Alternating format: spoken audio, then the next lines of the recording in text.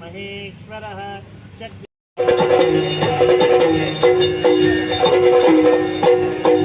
ಅವನಿನ್ನಯ ಮಹಿಮೆಯನ್ನು ಕೊಡಲವಲ್ಲ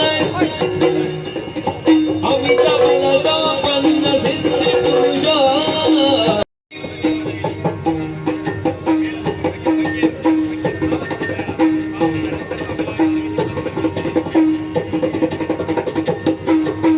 ವರದರಿಗೆ ಮಯೂರವರುಡಗೆ ಗುರುವರಿಯ ಶ್ರೀಗಳಿಗೆ ನರರಾಜಿ ತೋರಗೆ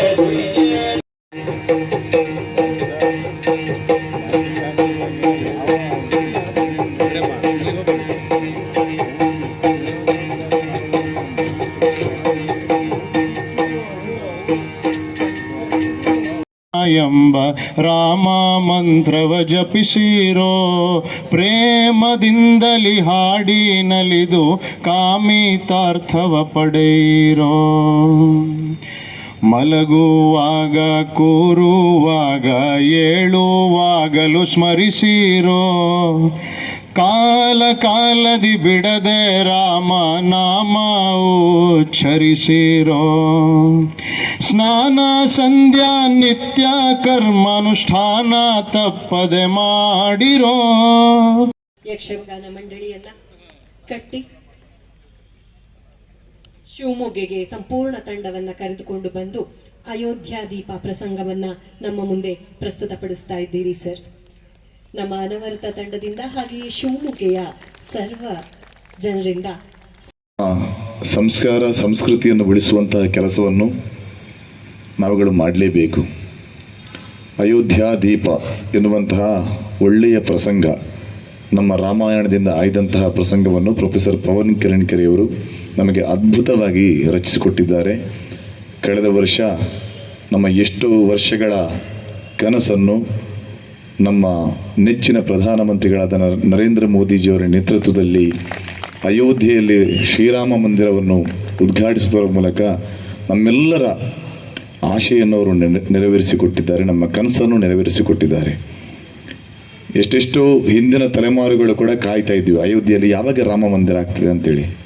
ಅಂಥ ಒಂದು ಸುಂದರ ಕಥಾನಕವನ್ನು ಯಾಕೆ ಹಾಗೆಲ್ಲ ಆಯಿತು, ರಾಮಾಯಣ ಅಂದರೆ ಏನು, ನಮಗೆ ಆದರ್ಶ ಅದರಲ್ಲಿ ಏನು ಸಿಕ್ಕುತ್ತೆ, ಈಗಿನ ಯುವ ಪೀಳಿಗೆಗೆ ಅದೆಲ್ಲ ದೊಡ್ಡ ವಿಷಯ ಅಲ್ಲ, ಇದೆಲ್ಲ ದೊಡ್ಡ ವಿಷಯ ಅಲ್ಲ, ಮಹಾಭಾರತ ಅಂದರೆ ಏನು, ರಾಮಾಯಣ ಅಂದರೆ ಏನು, ಹೀಗೆ ಒಂದು ಸ್ವಲ್ಪ ನೆಗೆಟಿವ್ ಥಿಂಕಿಂಗ್ ಜಾಸ್ತಿ ಇರುತ್ತೆ. ಅದು ಹಾಗೆಯೇ ಯಾಕೆ ಮಾಡಬೇಕು ಅಂತ. ನಾವು ಜೀವನದಲ್ಲಿ ಸಮಾಜದಲ್ಲಿ ಯಾವ ರೀತಿ ಇರಬೇಕು, ಯಾವ ರೀತಿ ಬದುಕಬೇಕು, ಗುರು ಹಿರಿಯರನ್ನು ಯಾವ ರೀತಿ ನಡೆಸ್ಕೊಂಡು ಹೋಗಬೇಕು, ಅವರಿಗೆ ಯಾವ ರೀತಿಯ ಗೌರವ ಕೊಡಬೇಕು, ಒಂದು ತಂದೆಗೆ ತಕ್ಕ ಮಗನಾಗಿ, ದೇಶಕ್ಕೆ ನಾಯಕನಾಗಿ, ಹೆಂಡತಿಗೆ ಗಂಡನಾಗಿ ಅಥವಾ ಗಂಡನಿಗೆ ಹೆಂಡತಿಯಾಗಿ, ಕುಟುಂಬ ಪರಿವಾರದ ಜೊತೆಗೆ ಹೇಗೆ ಇರಬೇಕು ಎನ್ನುವುದು ಎಲ್ಲವನ್ನು ಒಂದು ತೋರಿಸಿಕೊಟ್ಟಂತಹ ಒಂದು ಮಹಾಕಾವ್ಯ ಅಂತ ಹೇಳಿದರೆ ಅದು ರಾಮಾಯಣ. ಅದರಲ್ಲಿ ಕೇವಲ ಹಿಂದುತ್ವ ಅದು ಮಾತ್ರ ಅಲ್ಲ, ಅದರಲ್ಲಿ ಅಡಗವಾಗಿತ್ತು. ನಾವು ಯಾರು ಸಮಾಜದಲ್ಲಿ ಯಾವ ರೀತಿ ಜೀವನ ನಡೆಸಬೇಕೆನ್ನುವುದನ್ನು ನಮಗೆಲ್ಲರಿಗೊಂದು ದಾರಿದೀಪವನ್ನು ಆಗಿಸಿದಂಥ ಒಂದು ಕಥಾನಕ ರಾಮಾಯಣ. ರಾಮಾಯಣವನ್ನು ಬರೆದಂತಹ ಅನೇಕ ಕವಿಗಳಿದ್ದಾರೆ, 1000ಕ್ಕಿಂತಲೂ ಮಿಕ್ಕಿದ ಕವಿಗಳು ಇದ್ದಾರೆ. ಅದರಲ್ಲಿ ವಾಲ್ಮೀಕಿ ನಮಗೆ ಶ್ರೇಷ್ಠವಾಗಿ ಕಾಣ್ತಾರೆ. ಮಾಡಿಕೊಂಡಂಥವ್ರು ನಮ್ಮ ಸತೀಶ್ ಭಟ್ಲ ಅವರು. ಹಾಗಾಗಿ ಯಕ್ಷಗಾನದ ಕುಟುಂಬಗಳಿಗೆ ಶಕ್ತಿ ಕೊಡ್ತಾ ಈ ಕಲೆಯನ್ನು ಉಳಿಸ್ಲಿಕ್ಕೆ ಬೇಕಾಗಿರುವಂಥ ಎಲ್ಲ ಸಂಗತಿಗಳನ್ನು ಮಾಡಿದಂಥವ್ರು ಸತೀಶ್ ಪಟ್ಲ ಅವರು. ಹಾಗಾಗಿ ಅವರಿಗೆ ನಿಜವಾಗ್ಲೂ ಕೂಡ ನಾನು ಋಣಿಯಾಗಿದ್ದೇನೆ. ತುಂಬ ಸಂತೋಷ ಆಗ್ತಿದೆ ನಿಮ್ಮ ಜೊತೆಗೆ ವೇದಿಕೆ ಹಂಚಿಕೊಳ್ಳೋಕ್ಕೂ ಕೂಡ ನಮಗೆ ಇವತ್ತು ಅತ್ಯಂತ ಸಂತೋಷ ಆಗಿದೆ, ಸಂಭ್ರಮ ಪಡ್ತಾ ಇದ್ದಾರೆ ಅಂತ ಮಾತನ್ನು ಹೇಳ್ತಾ, ಯಾಕೆ ನಾವು ಹೇಳಿದ್ದು ಯಕ್ಷಗಾನಕ್ಕೆ ಬನ್ನಿ ಅಂತ ಕರೀಲಿಲ್ಲ ನಾವು, ಸತೀಶ್ ಪಟ್ಲ ಅವ್ರ ಶುಭಕ್ಕೆ ಬರ್ತಿದ್ದಾರೆ, ಅವ್ರದ್ದು ಯಕ್ಷಗಾನ ಅಂತ ಹೇಳಿ ಕರೆದಿದ್ದಿದೆಯಲ್ಲ, ಅದು ನಮಗೆ ನಿಜವಾಗ್ಲೂ ಪ್ರೇರಣೆ ಕೊಟ್ಟಂಥ ಒಬ್ಬ ಸತೀಶ್ ಪಟ್ಲ ಅವರು. ಹಾಗಾಗಿ ಒಬ್ಬ ವ್ಯಕ್ತಿ ಹೇಗೆ ಈ ಕಾರ್ಯಕ್ಕೆ ಶಕ್ತಿ ಕೊಡ್ಬೋದು ಅನ್ನೋದಕ್ಕೆ ಒಂದು ಉದಾಹರಣೆಯಾಗಿ ನಿಂತಿದ್ದಾರೆ ಒಂದು ಸತೀಶ್ ಪಟ್ಲ ಅವರು. ಹಾಗಾಗಿ ಅವರಿಗೆ ನೀವು ಭಗವಂತ ಅವ್ರು ಹೇಳಿದರು ನಮ್ಮ ಕಾರಣಕ್ಕೋಸ್ಕರ ಅಂತ, ನಮ್ಮ ಕಾರಣಕ್ಕೋಸ್ಕರ ನಿಮಗೆ ಆ ಶಕ್ತಿ ಬರಲಿಲ್ಲ, ನಿಮಗೆ ಬಂದಿದ್ದು ಆ ಸುಬ್ರಹ್ಮಣ್ಯನ ಕಾರ್ಯವನ್ನು ತಾವು ಮಾಡ್ತಾ ಇದ್ದೀರಿ. ಹಾಗಾಗಿ ಇದೊಂದು ದೇವತಾ ಕಾರ್ಯ, ಇದು ಖಂಡಿತವಾಗ್ಲೂ ನಿಮಗೆ ಭಗವಂತ ಒಳ್ಳೇದು ಮಾಡ್ತಾನೆ ಅನ್ನೋಂಥ ಮಾತು ಸಂದರ್ಭ ಹೇಳ್ತಾ ನಾವು ಕೂಡ ಭಗವಂತರಲ್ಲಿ ಒಂದು ಬೇಡಿಕೊಳ್ತೇವೆ. ನಿಮ್ಮ ಈ ಒಂದು ಕಾರ್ಯದ ಒಂದು ಯೋಚನೆಗಳೇನಿದೆ ಅದಕ್ಕೆ ಭಗವಂತ ಶಕ್ತಿ ದಾರಿ ಎರಿತಾನೆ ಕೊಡಲಿ ಅಂತ ನಾವು ಕೂಡ ಪ್ರಾರ್ಥನೆಯನ್ನು ಮಾಡಿ ಮುಂದಿನ ಎಲ್ಲ ಸಂದರ್ಭಗಳಲ್ಲೂ ಕೂಡ ನಿಮ್ಮ ಜೊತೆಗೆ ಇರ್ತೇವೆ.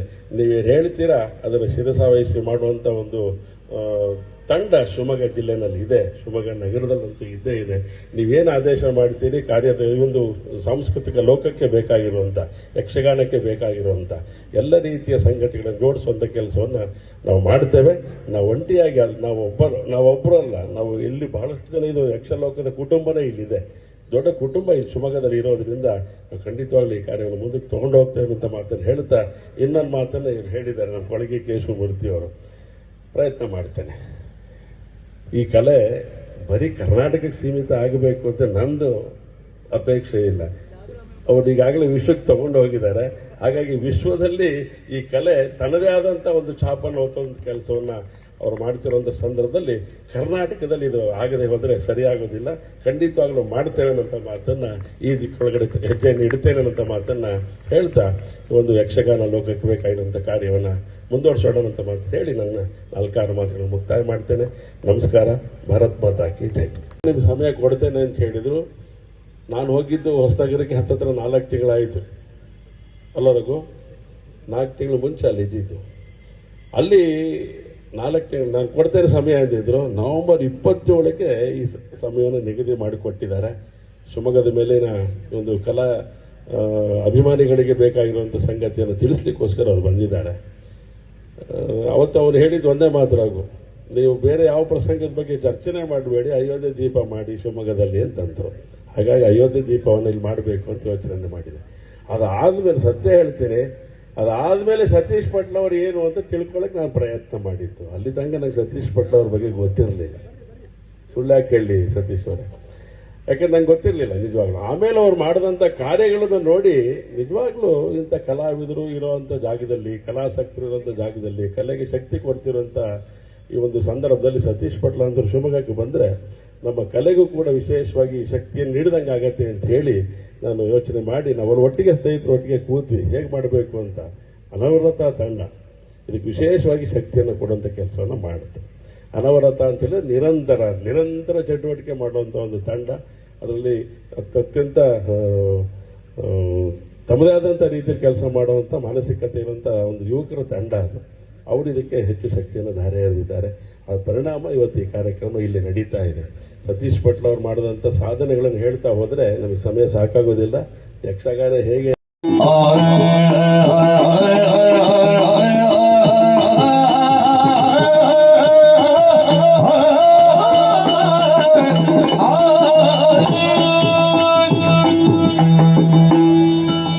ಭಾರತೀಯರ ಹೃದಯ ಪ್ರದೀಪ,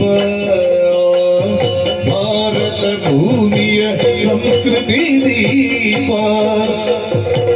ಭಾರತೀಯರ ಹೃದಯ ಪ್ರದೀಪ, ಭರತ ಶತ್ರುಘ್ನ ಸೌಮಿತ್ರಿಯ ದೀಪ, ಶರಣ ವಿಭೀಷಣ ಹನುಮನ ದೀಪ, ಅಯೋಧ್ಯೆಯ ದೀಪ, ಶ್ರೀರಾಮ ಪ್ರದೀಪ, ಅಯೋಧ್ಯೆ ದೀಪ, ರಾಮೋತ್ಸವ ಇದು ರಾಮೋತ್ಸವ, ರಾಮೋತ್ಸವ ಇದು ರಾಮೋತ್ಸವ, ಅಯೋಧ್ಯಾಪುರದುತ್ಸವ, ರಾಮೋತ್ಸವ ಇದು ರಾಮೋತ್ಸವ, ರಾಮೋತ್ಸವ ಇದು ರಾಮೋತ್ಸವ, ರಾಮೋತ್ಸವ ಇದು ರಾಮೋತ್ಸವ.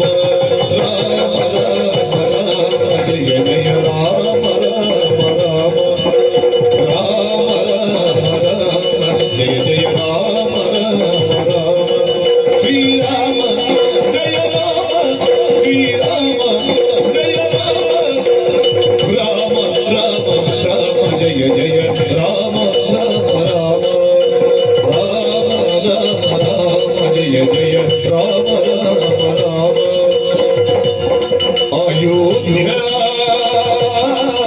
ದೀಪ ಶ್ರೀ ರಾಮ ಪ್ರದೀಪ ರಾಮಾಯ ರಾಮಭದ್ರಾಯ ರಾಮಚಂದ್ರಾಯ ವೇದಸಿಯೇ ರಘುನಾಥಾಯ ನಾಥಾಯ ಸೀತಾಯ ಪದಯೇ ನಮಃ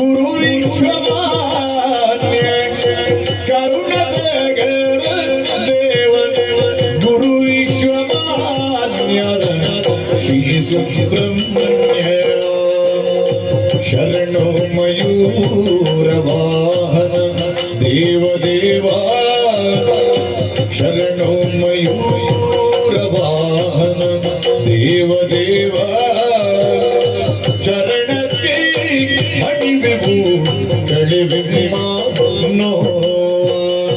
ಚರಣಕ್ಕೆ ಮಣಿವೆವು ಕಳೆವೆವು ಶರಣೆ ಶ್ರೀ ಸುಬ್ರಹ್ಮಣ್ಯ ಕರುಣಾದೇವ ಗುರು ವಿಶ್ವಮಾನ್ಯ ಶ್ರೀ ಸುಬ್ರಹ್ಮಣ್ಯ ಗುರು ವಿಶ್ವಮಾನ್ಯ ಶ್ರೀ ಸುಬ್ರಹ್ಮಣ್ಯ